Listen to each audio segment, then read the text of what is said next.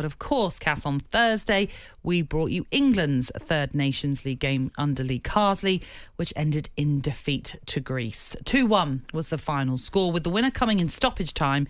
But it was a thoroughly deserved victory for the visitors in what is a first competitive Wembley defeat for England in 4 years. With many critical of the performance and the unbalanced lineup, it has led to suggestions that Carsley's chances of getting the full-time job has gone up in smoke. This was what the interim boss had to say after the game on his hopes of being appointed the permanent England manager. Lee, do you think the outcome impacts negatively on your hopes of becoming permanent manager? Yeah, so I was quite surprised on the after the last camp in terms of like the job's mine and like it's mine to lose and all the rest of it. Now, my remit has been clear from the start. I'm doing 3 camps. There's 3 games left, and then hopefully I'll be going back to the 21s. So it's neither almost no impact. Hopefully you'll be going back to the 21s, though. Do you not want the job permanently? Or? No, I said at the start that I won't rule myself in or out, and that's still the case. I'm more than comfortable in my position where I am. The remit was clear. I'm comfortable and confident with that. So after the first camp, I definitely didn't get too excited or believe too much. I know that I'm very very aware that this job is one of the best jobs in the world in terms of the you've actually got a chance of winning. Obviously, I'm talking about that after a loss, but in terms of a major competition, and that's still the case. Okay, so that's a press conference that raised a few eyebrows, Cass, where Carsley said there, hopefully he will go back to the 21s, a response that prompted more questions in that press conference. I'm sure Lee Carsley afterwards was probably thinking, why did I say that? Why did I say it like that? What did you make of it? Because you looked at me and when we heard what he said there and sort of pulled a face of, it's a bit awkward. Yeah, it's very difficult because I was only in a few squads with Lee, so I don't particularly know him well. I would have said he's a very quiet man, quite understated. And England's a very high-pressured position. It reminded me a little bit of Steve Staunton's management, the way he handled the press in Ireland, where Steve, if he looked back now, would even, and I know Steve much better than I know Lee, and Steve would probably say, well, probably made a few mistakes in some of the things I said it. And Steve wore his heart on his sleeve. That's how he was with Ireland. So Lee's gone to England, and look, to hear him say, and hopefully I'll go back to the under-21s. That's not really he said like everyone was giving me the job. Well, yeah, because you had the job in your palm of your hand. If you didn't mess around with the team too much and just put a performance where, you think you can get a result over the line, which England are very capable of, but there was so much messing with the team selection and players playing in numerous different positions. And you were beaten by a team that were very organised and athletic. And one thing stood out to me now, it was like a five-a-side game. Glorified five-a-side game it was. Of just getting on the ball, tippy-tappy here, there, but no real threat. And that's really hurt Lee.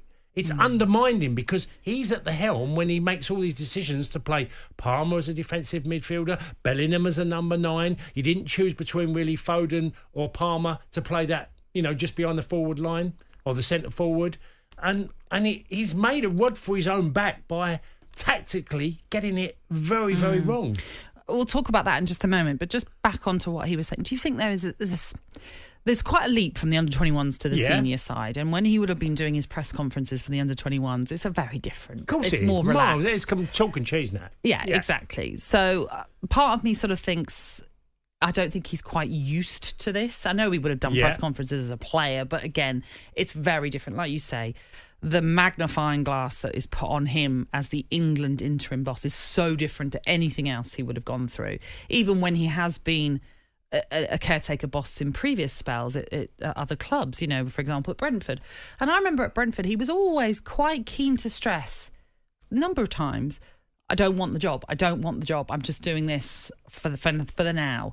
And that kind of feels like what he was alluding to there a little bit. And maybe there was also him, when he says hopefully he'll go back to the 21s, he's just hedging his bets in the sense of saying, look, if I don't get this job, which I'm sure he, in a way, look, who knows if he even wants the job, let's be honest, because he's made it very obvious. He's not come out there and said, I want this job. I'm going to do my best to get this job. Yeah. He's been quite closed on that.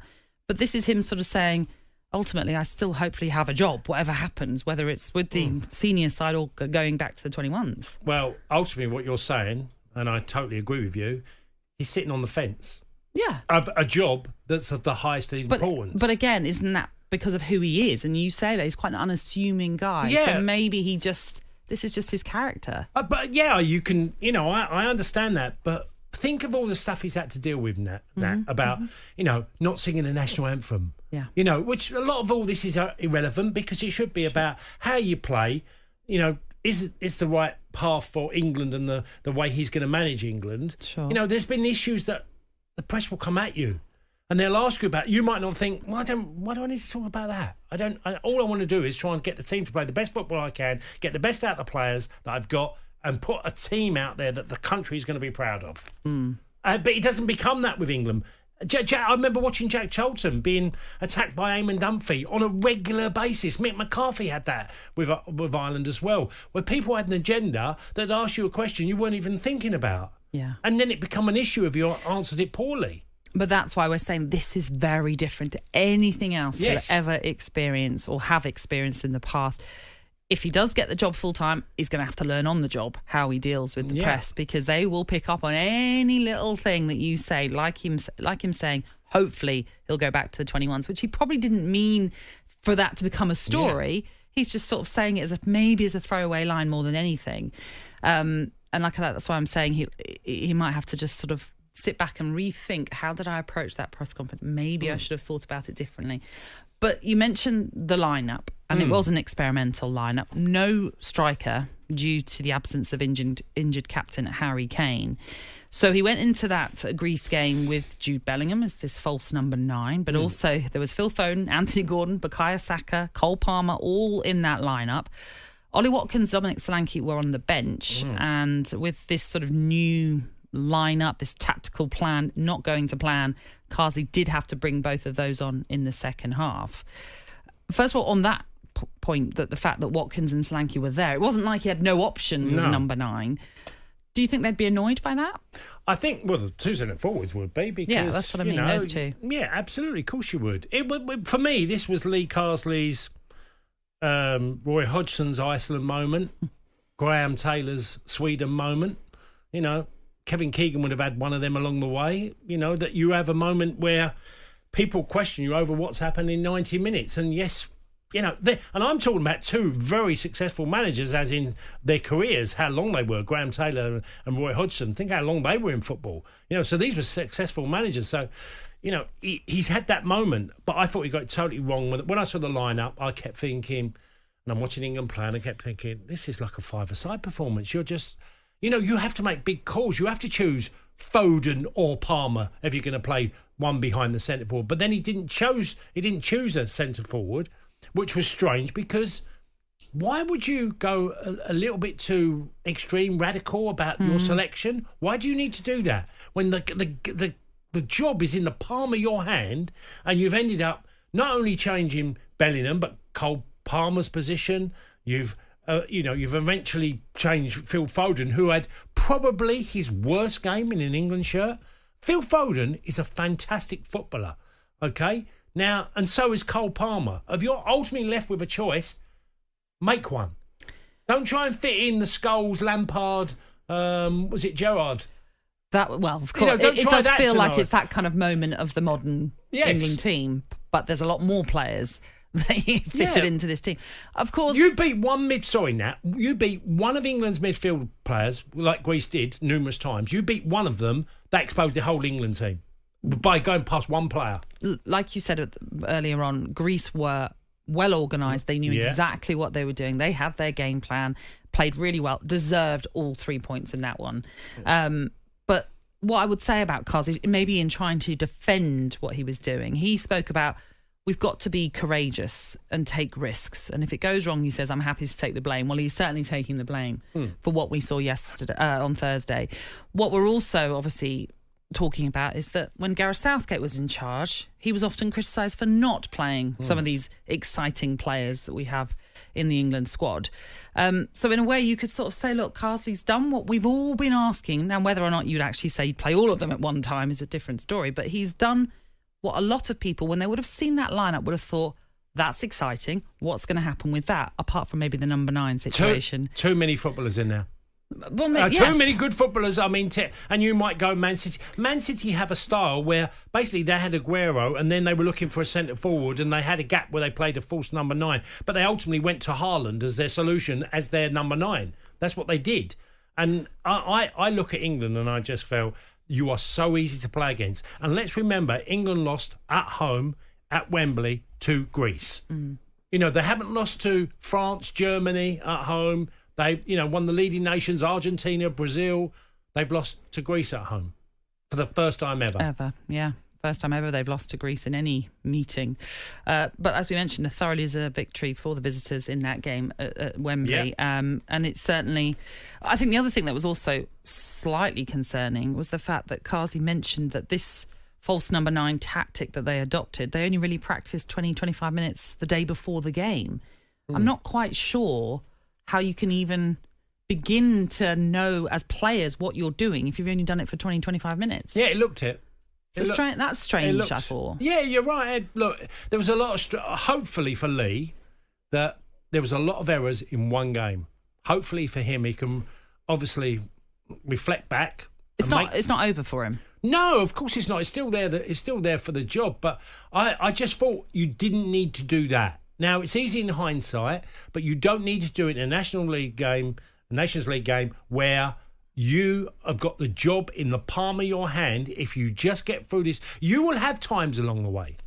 But then again, if he's only got 6 games and they're all Nations League games and he wants to make an imprint that is very different to anybody that's come before. Okay. He's only got these games to do it in. Now, Can I make one final word on that? Go on. Right, okay. Once England win their group, which they will, okay, once they win it, well, I mean, I'm giving them that they get a result against Greece in midweek. But once you get to that stage and you get to the final game, you announce to everybody, I am going to try something a little bit different in the final game. We've qualified first from the group because that's what the position they'd have been in. You can then make that, alterations to your team that you can go, this is what I'm trying for a particular reason. You announce it then. Okay. Instead of just selecting like you did. And it became, honestly, I was really concerned how watching England and watching them play was like a team that are in a lower division of football who want to overplay. It reminded me of Ireland. Straight away, as soon as where Stephen Kenny's Ireland, they used to try and outplay everybody. And they couldn't beat anybody. What I will very quickly say before we hit the break is, yes, England want to get back to the League A, obviously having been relegated last time around. Slight tweak this round, there are playoffs that you can go into to get promoted. So even if they don't win this group and Greece go on, they still obviously have that chance to get back to League A with 3 games to come, the first of which is on Sunday when they take on Finland. talkSPORT Breakfast, waking you up Monday to Friday morning from 6 a.m. on AM, on DAB, via the talkSPORT app and on your smart speaker. talkSPORT.